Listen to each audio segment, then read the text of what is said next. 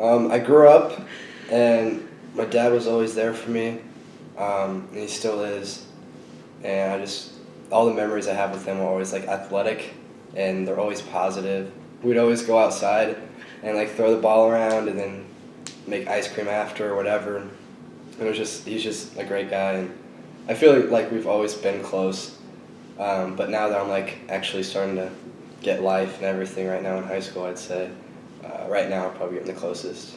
So he was the disciplinarian. Even when I was quite young, if I misbehaved, it was my mother always saying, well, wait till your father gets home. So it was an environment where he taught the ethics of work. When I was going to college, had to live at home because couldn't afford to send me away to college, and then I paid for it. I took classes in the morning and worked in the afternoons, and so that was kind of the environment.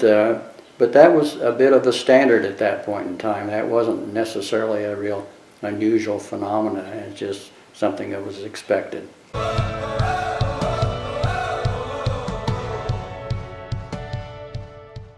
We've definitely sat down before and talked about what expectations he has for me, especially like around girls and towards girls, how they're always right and the guys are always wrong. But like I just look up to him and everything he does. So whatever he does, I know is the right thing because he always makes the right decisions and he always helps people out no matter what.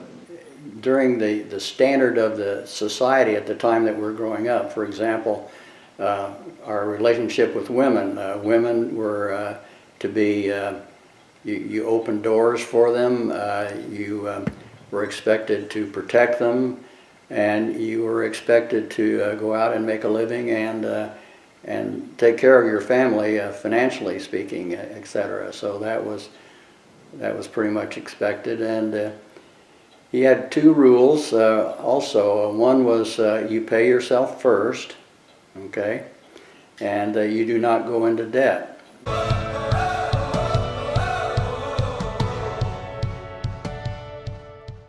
Well, I definitely think he'd be very disappointed in me, but he would he'd give me another chance because that's the guy he is, and he would never turn his back against me. He'd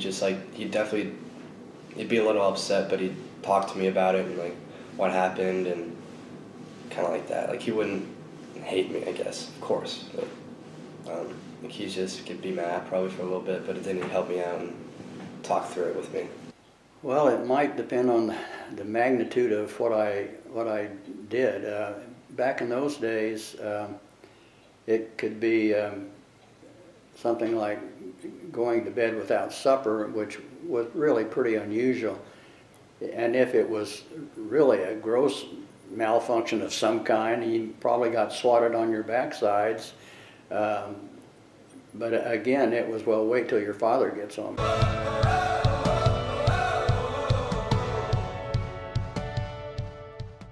There's not one thing I would change about Dad. Like I hope one day to be half the man he is. Just like, I don't know, always there for their family. Trustable. Is that a word? Maybe trustworthy? Trustworthy. Why did I say trustable? A trustworthy guy who's always there for everyone, his family, friends, and is positive and knows that he appreciates his family and just a hard worker.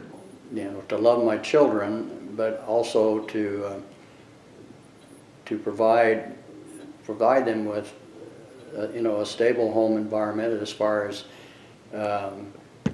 food and clothing and housing, and then of course now I was able to help them with cars and help them with making down payment many times on their homes to get them started. It's trying to have that environment where you help but you don't overhelp, that Sure. You decrease their drive to achieve whatever they decide is their goal in life. Back in the early days where affection wasn't shown too much out in public, that men or big boys didn't do that, but at home, to show a loving environment for your spouse and whatnot.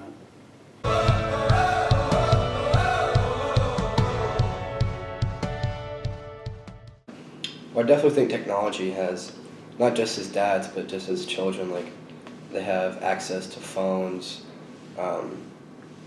Xbox, PlayStation, all these things that kind of get the wrong mindset, like with all these gun violent games and stuff. But I think the dads, and I mean parents in general, but dads need to like sit down and talk about like what, like I'm glad you're having fun on this, but it's a serious matter with the guns and everything like that. So I think technology is probably the biggest part that's different than it was back then. I think they were more strict, but I guess that's just how it was back then, I feel like. I have some concerns that some of our environment nowadays is, you owe it to me, I'm entitled.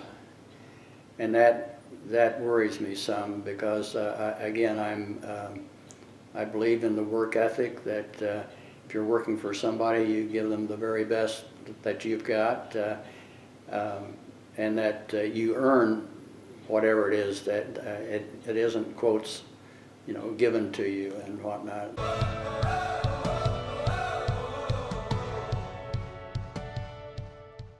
Just exactly like my dad did.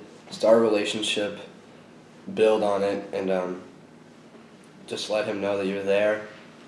And just, you don't have to see him as a dad, like, want to be seen as a friend that he can always go to no matter what happens with life, and that I'll accept him for who he is. Well, I think some of the things that my dad said to me, I think I've said them to most of my children, is pay yourself first, stay out of debt. But again, the priorities of life, and support whatever they decide that they want to do. And that doesn't mean a free ride, but to help them, achieve some of those things. I feel like windows roll